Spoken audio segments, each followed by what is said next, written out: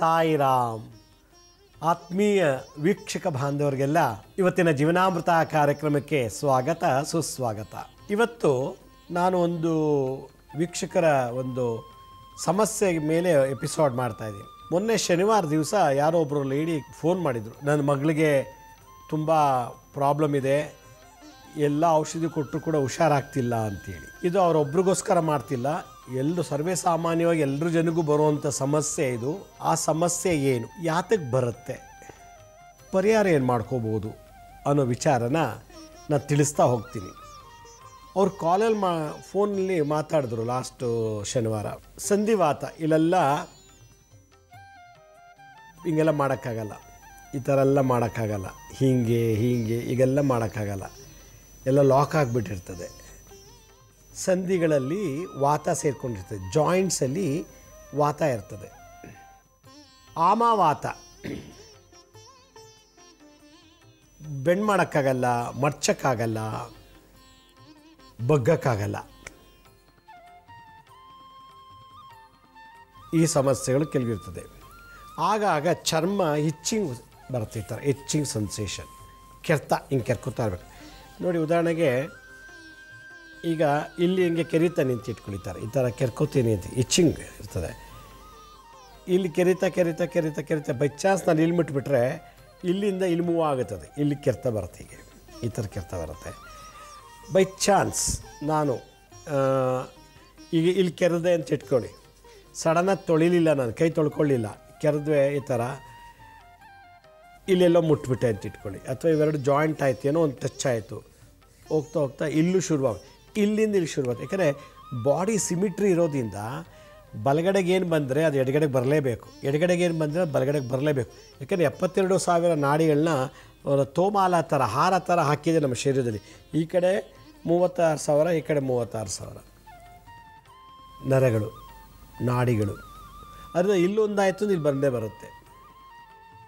ಇದು ಒಂದು ಸಮಸ್ಯೆ. ಕೆಲವರಿಗೆ ಈ ರೀತಿ ಜಾಯಿನ್ ಮಾಡೋಕ್ಕಾಗಲ್ಲ. ಈಗ ಬಗ್ಗಿ ಏನಾದ್ರು ಒಂದು ಹಿಂಗೆ ಎತ್ಕೊಳ್ಬೇಕು, ಅಲ್ಲಿ ಹೋಗಿ ಈ ಥರ ಮಾಡಬೇಕು ಅಂದ್ರೆ ಆಗಲ್ಲ. ವಿಪರೀತ ಜ್ವರ ಬಂದುಬಿಡುತ್ತೆ, ಜ್ವರ ಬಂದ ತಕ್ಷಣ ಕೈ ಕಾಲೆಲ್ಲ ಈಗ ಕ್ರಾಸ್ ಆಗಿಬಿಡ್ತದೆ. ಹೀಗೆ ಪೋಲಿಯೋ ಅಂತಾರೆ ಅದಕ್ಕೆ, ಪೋಲಿಯೋ. ಕೆಲವರಿಗೆ ಹಲ್ಲೆಲ್ಲ ಪ್ರಾಬ್ಲಮ್ಮು, ದಂತ ವಿಕಾರ. ದಂತ ಅಂದರೆ ಹಲ್ಲು, ವಿಕಾರ, ಒಂದು ಹಲ್ಲು ಮುಂದಿರುತ್ತೆ, ಎಲ್ಲೋ ಹೋಗಿರುತ್ತೆ, ಎಲ್ಲೋ ಕೊಳ್ತೋಗಿರ್ತದೆ, ಉಳ್ಕಲ್ಲಾಗಿರ್ತದೆ. ಅದಕ್ಕೆ ರೂಟ್ ಕ್ಯಾನಲ್ ಟ್ರೀಟ್ಮೆಂಟ್ ಮಾಡಿಸಿದ್ರು ಕೂಡ ಸರಿ ಹೋಗೋದಿಲ್ಲ. ಹೀಗೆ ದಂತ ವಿಕಾರ. ಕಿವಿಲಿ ಏನೋ ಕೇಳಿಸ್ದಂಗೆ ಆಗೋದು, ಗುಯ್ ಅಂತ ಶಬ್ದ ಬರೋದು. ಅಲ್ಲಿ ಏನಪ್ಪ ಚೆನ್ನಾಗಿದೆಯಾ ಅಂದರೆ ಇಲ್ಲಿ 2 ಸಲ ಏನಪ್ಪ ಚೆನ್ನಾಗಿದೆಯಾ ಅಂತ ಕೇಳುತ್ತೆ. ಎಕೋ, ಪ್ರತಿಧ್ವನಿ, ಕಿವಿನಲ್ಲಿ ಪ್ರತಿಧ್ವನಿ, ಎಕೋ ಬರುತ್ತೆ. ಇದು ಕರ್ಣವಿಕಾರ, ದಂತವಿಕಾರ. ಆಗಾಗ ಮನೇಲಿ ಬೀಳೋದು, ಇಲ್ಲ ರಸ್ತೆಯಲ್ಲಿ ಬೀಳೋದು, ಇಲ್ಲ ಮನೇಲೂ ಇಲ್ಲ ರಸ್ತೆಯಲ್ಲೂ ಇಲ್ಲ, ಹೋಗ್ತಿರ್ಬೇಕಾದ್ರೆ ಆಕ್ಸಿಡೆಂಟ್ ಆಗಿ ಯಾವುದೋ ಒಂದು ಜಾಗದಲ್ಲಿ ಏನೋ ಒಂದು ಡ್ಯಾಮೇಜ್ ಆಗೋದು. ಸೊ ಮೂಳೆಗಳಿಗೆ ಸಂಬಂಧಪಟ್ಟಂಥ ಹಲ್ಲು ಕೂಡ ಒಂದು ಮೂಳೆ. ದಂತವಿಕಾರ, ಇಲ್ಲಿ ಒಳಗಡೆ ಒಂದು ಮೂಳೆ ಇದೆ, ನಮ್ಮ ಕಣ್ಣಿಗೆ ಕಾಣಲ್ಲ, ಕೈ ಟಚ್ ಆಗಲ್ಲ. ಇಲ್ಲಿ ಕಿವಿ ಇಯರ್ಡ್ರಮ್ ಹತ್ರ, ಟಮ್ಟ್ರೆ ಹತ್ರ. ಇದೆಲ್ಲಕ್ಕಿಂತ ಹೆಚ್ಚಾಗಿ ರಕ್ತವಿಕಾರ, ರಕ್ತವೇ ಅಶುದ್ಧ ಆಗಿಬಿಡ್ತದೆ. ಯಾವ ರಕ್ತ ವಿಕಾರ ಆಯಿತು, ಎಲ್ಲ ಕೆರ್ತ ಶುರುವಾಗುತ್ತೆ. ಕೆರ್ತ ಎಲ್ಲ ಉಚ್ಕೋಬೇಕು, ಹಿಂಗೆ ಇಲ್ಲೆಲ್ಲ ಪ್ಯಾಚಸ್ ಕಾಣುತ್ತೆ ಅಂತ ಬರಬರೆ ಹಾಕ್ದಂಗೆ ಪ್ಯಾಚಸ್ ಆಗುತ್ತೆ. ಇದು ಸ್ಕಿನ್ ಡಾಕ್ಟ್ರಿಗೆ ತೋರಿಸ್ತೀರಾ? ಕಿವಿ ಒಳಗೆ ಪ್ರಾಬ್ಲಮ್ಮು, ಕಿವಿ ಒಳಗೆ ENT ಡಾಕ್ಟ್ರ್ ತೋರಿಸ್ಬೇಕು. ಸ್ಕಿನ್ ಹತ್ರಕ್ಕೆ ಹೋಗ್ಬೇಕು. ಕಿವಿ ಸಮಸ್ಯೆ ENT ಡಾಕ್ಟ್ರ್ ಹೋಗ್ಬೇಕು. ಅಲ್ಲಿನ ಸಮಸ್ಯೆ ಡೆಂಟಿಸ್ಟ್ ಹತ್ರ, ಅಲ್ಲಿನ ಡಾಕ್ಟ್ರ್ ಹತ್ರ ಹೋಗಬೇಕು. ಇಲ್ಲೆಲ್ಲ ಜಾಯಿಂಟ್ಸು ಹಿಂಗೆಲ್ಲ ಮಾಡೋಕ್ಕಾಗಲ್ಲ, ಹಿಂಗೆಲ್ಲ ಮಾಡೋಕ್ಕಾಗಲ್ಲ. ನೋಡಿ, ಮಣಿಬಂಧ, ಈ ಮರ್ಮ ಲಾಕ್ ಆಗಿರ್ತದೆ, ಈಗ ಮಾಡೋಕ್ಕಾಗಲ್ಲ, ಹಿಂಗೆ ಮಾಡೋಕ್ಕಾಗಲ್ಲ. ಇದು ಅಷ್ಟೇ, ಹಿಂಗೆ ಮಾಡೋಕ್ಕಾಗಲ್ಲ, ಹೀಗೆ. ಇಲ್ಲಿ ಮಣಿಬಂಧ, ರಿಸ್ಟು ಎಲ್ಲ ಲಾಕ್ ಆಗಿರ್ತದೆ. ಒಂಥರ ಹಿಂಗಿರ್ತದೆ ಕೈ, ಹಿಂಗೆಲ್ಲ ಆಗೋಗ್ಬಿಟ್ಟಿರ್ತದೆ. ಈ ಥರದ್ದೆಲ್ಲ ಈ ಥರ. ಅಸ್ಥಿ ವಿಕಾರ, ಅಸ್ಥಿ ಅಂದರೆ ಮೂಳೆ. ಚಿಕ್ಕ ಮಕ್ಕಳಿಗೆ ಈ ಥರ ಆಗ್ತಿದೆ ಇತ್ತೀಚೆಗೀಗ. ಮದುವೆ ಆಗಿಲ್ಲ ಹುಡುಗಿ, ಮದುವೆ ಆಗಿಲ್ಲ ಹುಡುಗರಿಗೂ ಕೂಡ ಈ ಥರ ಪ್ರಾಬ್ಲಮ್ ಬರ್ತಿದೆ. ಈಗ ಯಾವ ಡಾಕ್ಟರ್ ತೋದಕ್ಕೆ ಕ್ಯೂರ್ ಆಗುತ್ತೆ? ಚರ್ಮ ಎಲ್ಲ ಕೆರ್ತಾ ಇರ್ತದೆ, ಗುಳ್ಗುಳ್ಳೆ ಬರ್ದಂಗೆ ಆಗುತ್ತೆ, ಬರೆ ಆಗ್ತಾಗತ್ತೆ, ಸ್ಕಿನ್ ಡಾಕ್ಟರ್ ಹತ್ರ ಹೋಗಬೇಕು, ಅವ್ರದ್ದೊಂದು ಟ್ರೀಟ್ಮೆಂಟ್ ತೊಗೋಬೇಕು. ಹಲ್ಲಿನ ಸಮಸ್ಯೆ ಡೆಂಟಲ್ ಡಾಕ್ಟರ್ ಹತ್ರ ಅವ್ರದ್ದು ತೊಗೋಬೇಕು. ಕರ್ಣವಿಕಾರ, ಕಿವಿ ಸಮಸ್ಯೆ ENT ಡಾಕ್ಟರ್ ಹತ್ರ ಹೋಗಿ ತೋರಿಸ್ಬೇಕು, ಅವ್ರ ಹತ್ರ ಒಂದು ಮೆಡಿಸಿನ್ ತೊಗೋಬೇಕು. ಸ್ಕಿನ್ನು, ಡೆಂಟಿಸ್ಟು ಮತ್ತು ಕಿವಿ ENT. ಇದಕ್ಕಿಂತ ಮೂಳೆ ಡಾಕ್ಟ್ರು, ಆರ್ಥೋಪೆಡಿಕ್ ಅಥವಾ ರೊಮೆಟೆಡ್ ಆರ್ಥರಾಲಜಿಸ್ಟ್ ಹತ್ರ ಹೋಗಬೇಕು. 4 ಜನ ಹತ್ರ ಹೋಗಬೇಕು. ಈ 4 ಕಾಯಿಲೆಗಳು ಒಬ್ಬನಿಗೆ ಏಕಕಾಲದಲ್ಲೇ ಟ್ರಬಲ್ ಮಾಡ್ತಿರ್ತದೆ. ಏಕಕಾಲದಲ್ಲಿ ಮಂಡಿ ನೋವು, ಪಾದ ಹಿಂಬಡಿ ನೋವು, ಪಾದದಲ್ಲಿ ಬೆರಳುಗಳನ್ನ ಅಲ್ಲಾಡ್ಸೋಕ್ಕಾಗಲ್ಲ, ಬೆರಳುಗಳನ್ನ ಹಿಂಗೆ ಅಲ್ಲಾಡ್ಸೋಕ್ಕಾಗಲ್ಲ, ಹಸ್ತದಲ್ಲಿ ಬೆರಳು ಅಲ್ಲಾಡ್ಸೋಕ್ಕಾಗಲ್ಲ, ಚಪ್ಪಾಳೆ ತಟ್ಟಕ್ಕಾಗಲ್ಲ, ತಟ್ಟಕ್ಕಿಂತ ಹೋದಾಗ ಇಲ್ಲಿ ಹೇಳ್ತಾ ಬರುತ್ತೆ. ಯಾಕೆಂದರೆ ಎಲ್ಲ ಸಂಧಿವಾತ. ಇನ್ನೊಂದು ಇದ್ರ ಜೊತೆಗೆ ಗಂಟ್ಲಲ್ಲಿ ಆಗಾಗ ಏನೋ ಎಳ್ದಂಗಾಗತ್ತೆ, ಗಂಟ್ಲಲ್ಲಿ ಆಗಾಗ ಏನೋ ಸಿಕ್ಕಾಕೊಂಡಂಗಾಗತ್ತೆ.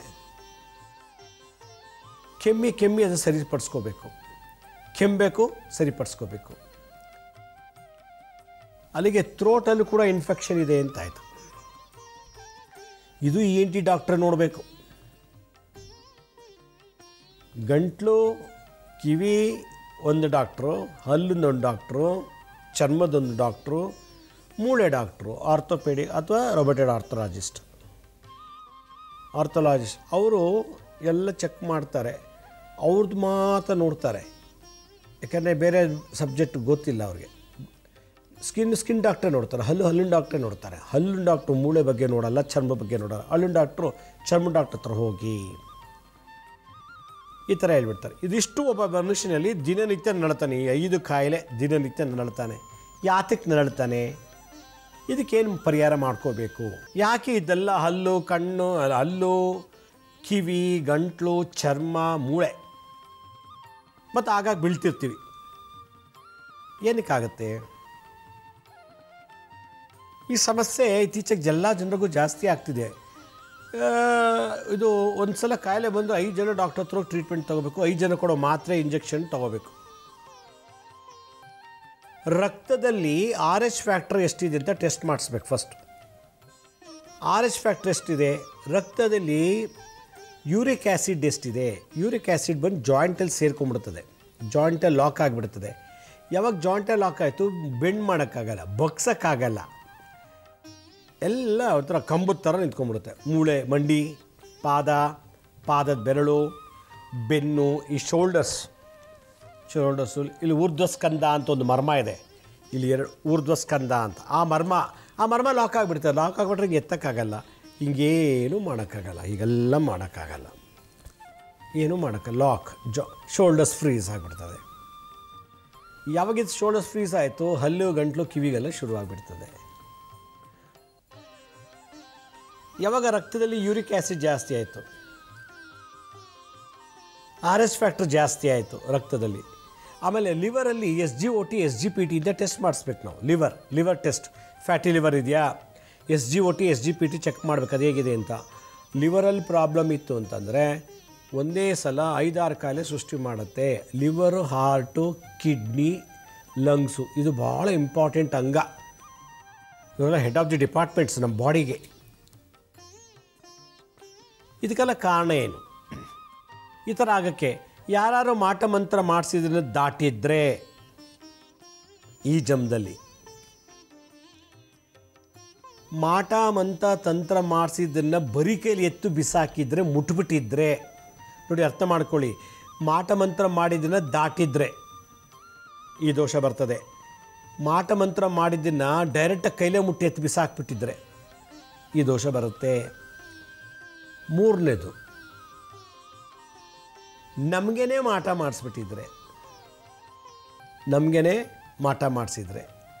4ನೇದು, ಪೂರ್ವ ಜನ್ಮದಲ್ಲಿ ನಾವೇನಾದರೂ ಅಪ್ಪ ಅಮ್ಮನಿಗೆ ಹೊಡೆದಿದ್ರೆ, ಬೈದಿದ್ರೆ, ನೋಯಿಸಿದ್ರೆ ಇದೆಲ್ಲ ಶುರುವಾಗತ್ತೆ ಈ ಕಾಯಿಲೆಗಳೆಲ್ಲ. ಇದು ಅದು ಜಾತಕದಲ್ಲಿ ಗೊತ್ತಾಗತ್ತೆ. ಜಾತಕದಲ್ಲಿ ನೋಡಿದ್ರೆ ಗೊತ್ತಾಗ್ಬಿಡುತ್ತೆ. 5ನೇದು, ನೀವು ಅವ್ರು ಕೆಟ್ಟದಾಗಲಿ ಅಂತೇಳಿ ಪದೇ ಪದೇ ನೀವು ದೇವರ ಹತ್ರ ಪ್ರಾರ್ಥನೆ ಮಾಡ್ತಿದ್ರೆ, ಪದೇ ಪದೇ ಹೋಗಿ ಮಾಟ ಮಂತ್ರಗಳಿಗೆ ಇನ್ವೆಸ್ಟ್ ಮಾಡಿ ಮಾಟ ಮಂತ್ರ ಮಾಡಿಸ್ತಿದ್ರೆ, ಉದಾಹರಣೆಗೆ ಲಕ್ಷ್ಮೀ ಶ್ರೀನಿವಾಸ್ಗೆ ಹಿಂಗೆ ಆಗಿಬಿಡಲಿ, ಅವ್ನಿಗೆ ತೊಂದರೆ ಆಗಲಿ, ಲಕ್ಷ್ಮೀ ಶ್ರೀ ತೊಂದರೆ ಆಗಲಿ ಅಂತೇಳಿ ಯಾವಾಗಲೂ ಪ್ರಾರ್ಥನೆ ಮಾಡ್ತಿದ್ರೆ, ಅಥವಾ ಲಕ್ಷ್ಮೀ ಶ್ರೀನಿವಾಸ್ಗೆ ಆಗಾಗೋಗಿ ಮಾಟ ಮಂತ್ರ ಪ್ರಯೋಗ ಮಾಡಿಸ್ತಿದ್ರೆ ಶನಿ ನೀಚನಾಗ್ತಾನೆ. ಶನಿ, ಮಂಗಳ, ರಾಹು, ಕೇತು ಈ 4 ಗ್ರಹಗಳು ಮಾಟ ಮಂತ್ರ, ಕ್ಷುದ್ರ ಗ್ರಹ, ಕ್ಷುದ್ರ ಪ್ರಯೋಗಕ್ಕೆ ಹೇಳಿಟ್ಟಿರುವಂಥ ಮೀಸಲಾಗಿರೋ ಗ್ರಹಗಳು. ಯಾವಾಗ ಈ ಹಲ್ಲು, ಬಾಡಿలో ಮೂಳೆ, ಅಸ್ಥಿ ವಿಕಾರ, ದಂತ ವಿಕಾರ, ಸಂಧಿವಾತ, ಆಮವಾತ, ರಕ್ತದಲ್ಲಿ ಅಶುದ್ಧತೆ ಇವೆಲ್ಲ ಬಂತು ಅಂತಂದರೆ ಶನಿ ಗ್ರಹದಿಂದ ಪೀಡಿತನಾಗಿದೆ ಜಾತಕ. ಶನಿ ಮಗ ಅಪ್ಪ ಅಮ್ಮನ ಬೈಯೋದು ಹೊಡೆಯೋದು, ಮಗಳು ಅಪ್ಪ ಅಮ್ಮನ ಬೈಯೋದು ಹೊಡೆಯೋದು, ಮಗ ಅಪ್ಪ ಅಮ್ಮನ ಮಾನ ಮರ್ಯಾದೆ ತೆಗೆಯೋದು, ಮಗಳು ಅಪ್ಪ ಅಮ್ಮನ ಮಾನ ಮರ್ಯಾದೆ ತೆಗೆಯೋದು ಬೇರೆ ಬೇರೆ ರೂಪದಲ್ಲಿ. ಈ ಥರ ಎಲ್ಲ ಮಾಡಿದಾಗ ಅವರು 5ರಿಂದ 6 ಕಾಯಿಲೆಯಲ್ಲಿ ನರಳ್ತಾರೆ, ಚೆನ್ನಾಗಿ ನರಳ್ತಾರೆ. 2ನೇದು,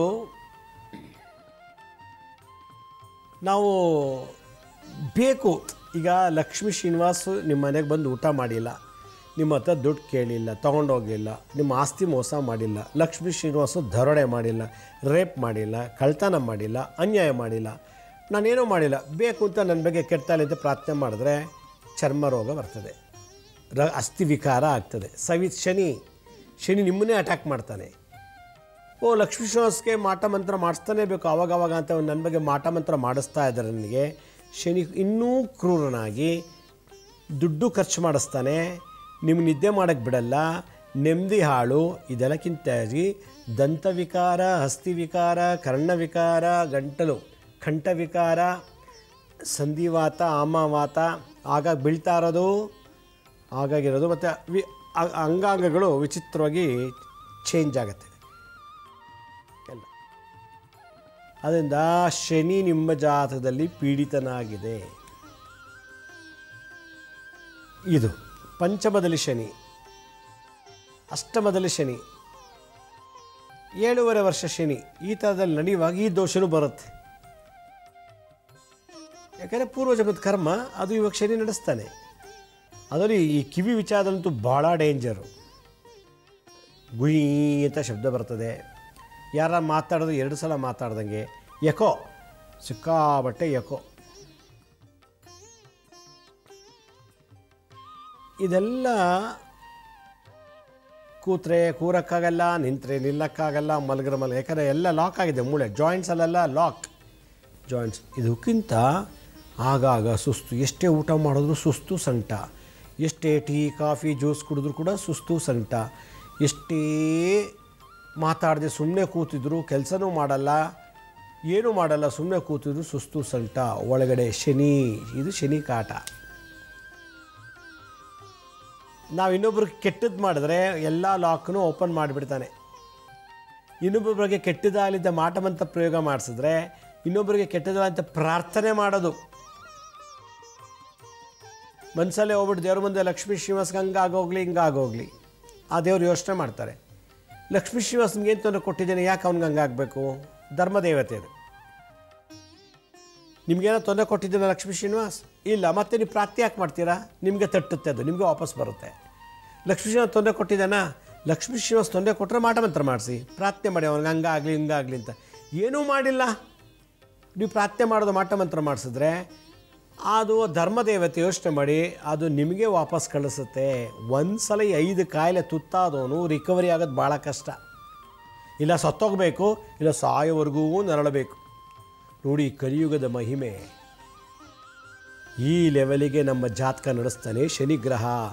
ಶನಿ ಕಾರಕತ್ವದ ದೋಷಗಳು ಇದು.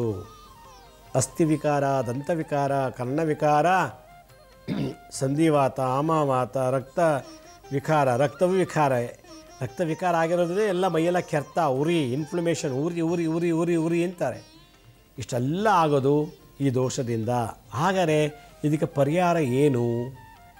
5 ಜನ ಡಾಕ್ಟರ್ ಹತ್ರಕ್ಕೆ ಹೋಗ್ಬೇಕಾ? ಇಲ್ಲ ಯಾವುದೂ ಬೇಡ, ನಮ್ಮನೇಲಿ ನಾವೇ ಪರಿಹಾರ ಮಾಡ್ಕೋಬೋದಾ? ನಾನು ಯಾವಾಗಲೂ ಹೇಳ್ತಾ ಇರ್ತೀನಿ, ನಿಮ್ಮ ತಾಯಿ ತಂದೆಗೆ ಕೈ ಮಾಡಬಾರ್ದು, ಹೊಡಿಬಾರ್ದು, ಬೈಬಾರ್ದು, ಮಾನ ತೆಗಿಬಾರ್ದು, ಮರ್ಯಾದೆ ತೆಗಿಬಾರ್ದು. ಎಲ್ಲ ಮೂಳೆ ಲಾಕ್ ಮಾಡಿಬಿಡ್ತಾನೆ ಶನಿ. ಒಂದು ಹಿಂಗೆ ಎತ್ಕೊಳ್ಳೋಕ್ಕಾಗಲ್ಲ, ಕುಡಿಯೋಕ್ಕಾಗಲ್ಲ, ಬರವಣಿಗೆ ಬರೆಯೋಕ್ಕಾಗಲ್ಲ, ಆ ಲೆವೆಲ್ಗೆ ಲಾಕ್ ಆಗುತ್ತೆ ಜಾಯಿಂಟ್ಸ್ ಎಲ್ಲ. ಶನಿ ಮಾಟ ಮಂತ್ರಕ್ಕೆ ಬಹಳ ಬೆಲೆ ಕೊಡುವಂಥದ್ದು. ರಾಹು, ಕೇತು, ಮಂಗಳ, ಶನಿ ಈ 4 ಗ್ರಹ. ಇನ್ನು ಯಾವ ಗ್ರಹಗಳು ಮಾಟ ಮಂತ್ರಕ್ಕೆ ಉಪಯೋಗಿಸಲ್ಲ. ಮಂಗಳ, ಶನಿ, ರಾಹು, ಕೇತು. ಶನಿ ಕೆಟ್ಟ ದಂಡೆಗೆ ಮಾಡಿಸೋದು, ಕೆಟ್ಟ ಚಟಗಳಿಗೆ, ಕೆಟ್ಟ ವಾತಾವರಣದಲ್ಲಿ ಮಾಡಲಿಕ್ಕೆ ಪವರ್ ಕೊಡ್ತಾನೆ ನಮ್ಮ ಪೂರ್ವಜನ್ಮದ ಕರ್ಮದ ಪ್ರಕಾರ. ಆದ್ದರಿಂದ ಈ ಥರ ರೋಗದಲ್ಲಿ ನರಳ್ತಾ ಇರೋವಂಥವ್ರು, ಈ ಸಮಸ್ಯೆ ಸಿಕ್ಕಾಕೊಂಡಿರೋ, ಅದನ್ನು ಉಣ್ಮೆ ಅಮಾವಾಸ್ಯೆ ಇನ್ನೂ ಜಾಸ್ತಿ ಆಗಿಬಿಡ್ತದೆ ಇವರಿಗೆ. ಎಲ್ಲ ಡಾಕ್ಟ್ರು ನಿಮ್ಗೇನೂ ಇಲ್ಲ ರೀ, ಚೆನ್ನಾಗಿದೆ, ಸ್ಕಿನ್ ಡಾಕ್ಟ್ರು, ಅಲ್ಲೊಂದು ಡಾಕ್ಟ್ರು ಎಲ್ಲ ಹೇಳ್ತಾರೆ. ಬಟ್ ಏನಕ್ಕೆ ನರಳ್ತಾ ಇದ್ದಾನೆ? ಈ ದೋಷ ಜಾತಕದಲ್ಲಿ ನಡೀತಾ ಇದೆ. ನೋಡಿ, ಏನೂ ಮಾಡಿಲ್ಲ ಅಂದರೂ ಓದ್ ಜಮದ ಕರ್ಮನ. ಅದು ನಾನು ಇವತ್ತು ಯಾರಿಗೂ ಕೆಟ್ಟದ್ದು ಬಯಸಲಿಲ್ಲ, ಯಾರಿಗೂ ತೊಂದರೆ ಮಾಡಿಲ್ಲ, ಯಾರಿಗೂ ನಾನು ಏನಕ್ಕೂ ತೊಂದರೆ ಕೊಡ್ತಿಲ್ಲ ಅಂದರೆ ಓದ್ ಜಮದ ಕರ್ಮ ಮಾಡಿದ್ದೆಲ್ಲ ಅದು ನಡೆಸುತ್ತೆ.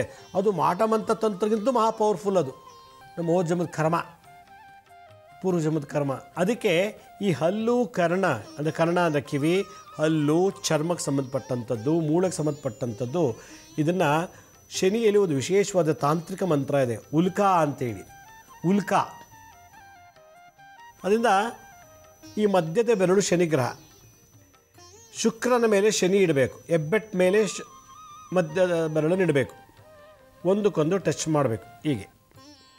ಹೀಗೆ ಒಂದಕ್ಕೊಂದು ಟಚ್ ಮಾಡಿ ಓಂ ಐಂ ಮ್ರೀಂ ಉಲ್ಕಾದೇವಿಯೈ ನಮಃ, ಓಂ ಐಂ ಮ್ರೀಂ ಉಲ್ಕಾದೇವಿಯೈ ನಮಃ. ಇದಾದಮೇಲೆ ಓಂ ಪ್ರಾಂ ಪ್ರೀಂ ಪ್ರೌಂ ಶಂ ಶನೇಶ್ಚರಾಯ ನಮಃ, ಓಂ ಪ್ರಾಂ ಪ್ರೀಂ ಪ್ರೌಂ ಶಂ ಶನೇಶ್ಚರಾಯ ನಮಃ, ಓಂ ಐಂ ಮ್ರೀಂ ಉಲ್ಕಾದೇವಿಯೈ ನಮಃ, ಓಂ ಐಂ ಮ್ರೀಂ ಉಲ್ಕಾದೇವಿಯೈ ನಮಃ, ಓಂ ಪ್ರಾಂ ಪ್ರೀಂ ಪ್ರೌಂ ಶಂ ಶನೇಶ್ಚರಾಯ ನಮಃ, ಓಂ ಐಂ ಮ್ರೀಂ ಉಲ್ಕಾದೇವಿಯೈ ನಮಃ, ಓಂ ಪ್ರಾಂ ಪ್ರೀಂ ಪ್ರೌಂ ಶಂ ಶನೇಶ್ಚರಾಯ ನಮಃ, ಓಂ ಐಂ ಮ್ರೀಂ ಉಲ್ಕಾದೇವಿಯೈ ನಮಃ, ಓಂ ಪ್ರಾಂ ಪ್ರೀಂ ಪ್ರೌಂ ಶಂ ಶನೇಶ್ಚರಾಯ ನಮಃ.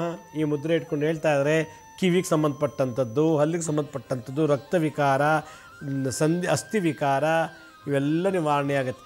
ದಾಟಿದ್ರೆ ಮಾಟಮಂತ್ರ, ಮಾಟಮಂತ್ರ ಮುಟ್ಬಿಟ್ಟಿದ್ರೆ ಉಲ್ಕಾದೇವಿನೇ ನಮಃ ಅನ್ಬೇಕು. ಮಾಟಮಂತ್ರನ ಬರಿಕೆಯಲ್ಲಿ ಎತ್ತಾಕಬಾರ್ದು. ಯಾವುದಾದ್ರು ಒಂದು ಕೋಲು, ಕಸದ ಪೊರಕೆ, ಇಲ್ಲ ಇನ್ಯಾವುದೋ ಒಂದು ಸಪೋರ್ಟ್ ತೊಗೊಂಡು ಅದನ್ನು ಎತ್ತಿ ಬಿಸಾಕಬೇಕು. ಬರಿಕೆಯಲ್ಲೇ ಮುಟ್ಟಬಾರ್ದು, ಮುಟ್ಟರದ ಈ ಥರ ಆಗಿಬಿಡ್ತದೆ. ಅಭಿಚಾರದ ಸನ್ನಿವಾತ, ಅಭಿಚಾರ ಕೆಟ್ಟ ಪ್ರಯೋಗದ ಸನ್ನಿ. ದಾಟಿದ್ರೆ, ತಂದೆ ತಾಯಿಗಳಿಗೆ ಕೈ ಮಾಡಿದರೆ, ಬೈದಿದ್ರೆ, ಇದೆಲ್ಲ ಎಲ್ಲೂ ನರಕ ಇಲ್ಲ, ಇಲ್ಲೇ ನರಕ. ಅಲ್ಲಿ ಹೊಸ ಬರ್ತ್ ಬರಲಿಕ್ಕೆ ಬೇರೆ ಥರ ಪನಿಷ್ಮೆಂಟು ಎಲ್ಲ ಇಲ್ಲೇ ಅನುಭವಿಸ್ಬಿಟ್ಟು ಹೋಗೋದು. ಆ ಲೆವೆಲ್ಗೆ ಇಟ್ಟಿದೆ ಕಲಿಯುಗ. ಅದರಿಂದ ಯಾವತ್ತೂ ಯಾರಿಗೂ ತೊಂದರೆ ಕೊಡೋಕ್ಕೆ ಹೋಗಬೇಡಿ. ಮಾನಸಿಕವಾಗಿ, ದೈಹಿಕವಾಗಿ ತಿಳುವಳಿಕೆ ಕೊಟ್ಟು ಈ ಥರ ಮಾಡ್ತಿರೋ ತಪ್ಪು ಸರಿ ಇಲ್ಲ ಅಂಥೇಳಿ, ಇಲ್ಲ ನಿಮ್ಗೆ ಹೆಂಗೆ ಬೇಕೋ ಹಂಗೆ ಮಾಡಿ, ಇಲ್ಲ ನಿಮ್ಗೆ ಇಷ್ಟ ಇಲ್ವಾ ಜಾಗ ಖಾಲಿ ಮಾಡಿ ಸಪ್ರೇಟಾಗಿ ಬದುಕಿ, ತೊಂದರೆ ಕೊಡೋಕ್ಕೆ ಹೋಗಬೇಡಿ. ಇದೆಲ್ಲ ಯಾವಾಗ ಬರುತ್ತೆ ಅಂತಂದರೆ ವೆಯ್ಟ್ ಮಾಡ್ತಿರ್ತದೆ. ಇವತ್ತು ಬೈದೆ ಅಪ್ಪನಿಗೆ ಹೊಡೆದೆ, ಏನೂ ಆಗಿಲ್ಲ, ನನಗೆ ಅಮ್ಮನಿಗೆ ಬೈದೆ ಹೊಡೆದೆ, ಏನೂ ಆಗಿಲ್ಲ, ವೆಯ್ಟ್ ಮಾಡ್ತಾಯಿದೆ ಕರ್ಮ. ಬಲಿ ಯಾವಾಗ ತೊಗೋಬೇಕು ಅಂತ ಯೋಚನೆ ಮಾಡ್ತಿದೆ. ಇಲ್ಲ ಅವ್ರು ಸತ್ತ ಮೇಲೆ ನಿಮ್ಗೆ ಎಫೆಕ್ಟ್ ಆಗುತ್ತೆ, ಇಲ್ಲ ನೀವು ಅವರಿಂದ ದೂರ ಹೋದ್ಮೇಲೆ ನಿಮ್ಗೆ ಎಫೆಕ್ಟ್ ಆಗುತ್ತೆ. ಅದರಿಂದ ನನ್ನ ಅಭಿಪ್ರಾಯ, ಈ 5 ಕೃತ್ಯಗಳನ್ನು ಮಾಡಬೇಡಿ. ದಾಟಬಾರ್ದು, ಮಾಟ ಮಂತ್ರ ಮಾಡಿದ್ರೆ ನಮ್ಮ ಕೈಲಿ ಮುಟ್ಟಬಾರ್ದು, ತಂದೆ ತಾಯಿಗೆ ಬೈಯಬಾರ್ದು, ಹಿಂಸೆ ಕೊಡಬಾರ್ದು, ಮತ್ತು ಇತರರಿಗೆ ಪ್ರಾರ್ಥನೆ ಮಾಡಬಾರ್ದು. ಹಾಳಾಗೋಗ್ಲಿ ಅಂತ ಪ್ರಾರ್ಥನೆ ಮಾಡಬಾರ್ದು, ಸತ್ತು ಹೋಗಲಿ ಅಂತ ಪ್ರಾರ್ಥನೆ ಮಾಡಬಾರ್ದು, ಕೈಕಾಲು ಸೇದೋಗ್ಲಿ ಅಂತ ಪ್ರಾರ್ಥನೆ ಮಾಡಬಾರ್ದು, ಮತ್ತು ಮಾಟ ಮಂತ್ರ ಮಾಡಬಾರ್ದು. ನಮಗೇ ಬರುತ್ತೆ, ನಾವು ಮಾಡಿದ್ರೂ ಮಾರಾಯ. ಇದು law of attraction, law of vibration ಎರಡೂ ಸೇರಿದೆ ಇದರಲ್ಲಿ. ಹೀಗೆ ಈ ಒಂದು ದೋಷದಲ್ಲಿ ನರಳುತ್ತಿದ್ದವ್ರಿಗೆ ಉಲ್ಕಾದೇವಿ ಶನಿದೇವರ ಮಂತ್ರ ಇದು. ಉಲ್ಕಾ ಓಂ ಹೈಂ ಬ್ರೇಂ ಉಲ್ಕಾದೇವಿಯೇ ನಮಃ. ಓಂ ಪ್ರಾಂ ಪ್ರೀಂ ಪ್ರೋಂ ಶಂ ಶನೇಶ್ಚರಾಯ ನಮಃ. ಎಳ್ಳಿನ ಬತ್ತಿ ಒಂದು ಕಪ್ಪು ಬಟ್ಟೆಗೆ ಎಳ್ಳಾಕ್ಬಿಟ್ಟು ತುಪ್ಪದಲ್ಲಿ ಅದ್ದಿ ಕಪ್ಪು ದಾರದಲ್ಲಿ ಕಟ್ಟಿ ಬನ್ನಿ ಮರದ ಬುಡದ ಹತ್ರ ಹೋಗಿ ಇದನ್ನು ಹಚ್ಚಬೇಕು. ನಿಮ್ಗೆ ಎಷ್ಟು ವರ್ಷ ವಯಸ್ಸು? 30 ವರ್ಷ ಅಂದರೆ 30 ಬತ್ತಿ ಹಚ್ಚಬೇಕು. 50 ವರ್ಷ ಅಂದರೆ 50 ಬತ್ತಿ ಹಚ್ಚಬೇಕು. ಹೀಗೆ ಇದು ತಂತ್ರ. ಕೃಷ್ಣ ವರ್ಣದಲ್ಲಿ ತಿಲದೀಪ ಆರಾಧನೆ. ತಿಲ ಅಂದರೆ ಎಳ್ಳು. ಕಪ್ಪು ಬಟ್ಟೆಯಲ್ಲಿ ಎಳ್ಳು ಹಾಕಿ ದಾರ ಕಟ್ಟಿ ತುಪ್ಪದಲ್ಲಿ ಅದ್ಬಿಟ್ಟು ಎಷ್ಟು ವಯಸ್ಸಿದೆಯೋ ಅಷ್ಟು ವಯಸ್ಸು ಬತ್ತಿ ಹಚ್ಬಿಟ್ಟು ಬನ್ನಿ ಮರಕ್ಕೆ ಪ್ರದಕ್ಷಿಣೆ ಮಾಡಿ ಪ್ರಾರ್ಥನೆ ಮಾಡ್ತಾ ಬಂದರೆ ಈ ದೋಷ ನಿವಾರಣೆ ಆಗುತ್ತೆ. ಇಲ್ಲ ಅಂದರೆ ಯಾವ ಡಾಕ್ಟ್ರು ಟ್ರೀಟ್ಮೆಂಟ್ ಮಾಡೋಕ್ಕಲ್ಲ. ಆ ಡಾಕ್ಟ್ರದ್ದು ಈ ಡಾಕ್ಟ್ರ್ ಎಲ್ಲ ತೊಗೊಂಡು ಬಾಡಿ ಎಲ್ಲ ರಿಪೇರಿ ಮಾಡಿ ಹಾಕ್ಬಿಡ್ತಾರೆ. ಇದು ನನ್ನ ಕಡೆಯಿಂದ ಕೊಡೋ ಅನುಭವ. ಅದಕ್ಕೆ ಮನೆಗೊಬ್ಬ ಮಾಂತ್ರಿಕನಿರಬೇಕು. ಮಂತ್ರ ಕಲಿತು ಸಿದ್ಧಿ ಆಗಬೇಕು. ಮನೆಗೊಬ್ಬ ತಂತ್ರಗಳನ್ನು ಮಾಡಿ ತಾಂತ್ರಿಕನಾಗಬೇಕು, ಯಾಂತ್ರಿಕನಿರಬೇಕು. ಮನೆಗೊಬ್ಬ ಅಗ್ನಿಹೋತ್ರಿ, ಒಬ್ಬ ವೈದ್ಯನಿದ್ದಾಗ ಇಡೀ ಮನೆ ಸ್ವರ್ಗ, ಅದೇ ವೈಕುಂಠ. ಅವ್ರ ಕಾಲಲ್ಲಿ ಮಾಡೋದಕ್ಕೆ ಒಂದು ಎಪಿಸೋಡ್ ಮಾಡಿದ್ದೀನಿ. ಬಹುಶಃ ಇದು ಎಲ್ರಿಗೂ ಅನುಕೂಲ ಆಗುತ್ತೆ ಅಂತ ಹೇಳ್ತಾ, ನಮ್ಮ ಹಳೆ ಸಂಚಿಕೆಗಳು ಯಾರು ನೋಡೋಕ್ಕಾಗಿಲ್ವೋ ನಮ್ಮ ಶಿರ್ಡಿ ಸಾಯಿ ಭಿಕ್ಷಾ ಕೇಂದ್ರ ಹೆಲ್ತ್ ಸೈನ್ಸ್ ಅಂತ 2 ಯೂಟ್ಯೂಬ್ ಚಾನಲ್ ಇದೆ. ಇನ್ನೊಂದು SSBK ಜ್ಞಾನೋದಯ ಅಂತ ಒಂದು ಮ್ಯೂಸಿಕ್ ಚಾನಲ್ ಇದೆ. 3ಕ್ಕೆ ಸಬ್ಸ್ಕ್ರೈಬ್ ಮಾಡ್ಕೊಳ್ಳಿ. ಪಕ್ಕದ ಬೆಲ್ ಬಟನ್ ಪ್ರೆಸ್ ಮಾಡಿ. ನೋಡಾದ್ಮೇಲೆ ಲೈಕನ್ನು ಬಟನ್ ಪ್ರೆಸ್ ಮಾಡಿ. ಆಮೇಲೆ ಆ ಲಿಂಕನ್ನು ನಿಮ್ಮ ಬಂಧು ಮಿತ್ರರಿಗೆ ವಾಟ್ಸಪ್ ಮುಖಾಂತರ ಅಥವಾ ಇಮೇಲ್ ಮುಖಾಂತರ ಶೇರ್ ಮಾಡಿ. ಗುರುಜಿ ಲಕ್ಷ್ಮೀ ಶ್ರೀನಿವಾಸ್ ಅಂತೇಳಿ ಫೇಸ್ಬುಕ್ಕು, ಇನ್ಸ್ಟಾಗ್ರಾಮು, ಟ್ವಿಟ್ಟರು, ಲಿಂಕ್ಡ್ಇನ್ ಕೂಡ ಅಪ್ಲೋಡ್ ಮಾಡ್ತಾ ಇದ್ದೀವಿ. ಅಪಾಯಿಂಟ್ಮೆಂಟ್ಸ್ ಬೇಕಿದ್ದರು www.lakshmisrinivas.in ಅಂತ ಲಾಗಿನ್ ಆಗಿ ನೀವೇ ಅಪಾಯಿಂಟ್ಮೆಂಟ್ಸ್ ತೊಗೋಬೋದು ಅಂತ ಹೇಳ್ತಾ ಇವತ್ತಿನ ಸಂಚಿಕೆ ಮುಗಿಸ್ತೀನಿ. ಇದೇ ರೀತಿ ನಾಳಿನ ಸಂಚಿಕೆಯಲ್ಲಿ ಮತ್ತೊಂದು ವಿಶೇಷವಾದಂಥ ಮಾಹಿತಿಯೊಂದಿಗೆ ತಮ್ಮನ್ನು ಭೇಟಿ ಮಾಡ್ತೀನಿ. ಅಲ್ಲಿವರೆಗೂ ನನ್ನ ನಮಸ್ಕಾರ.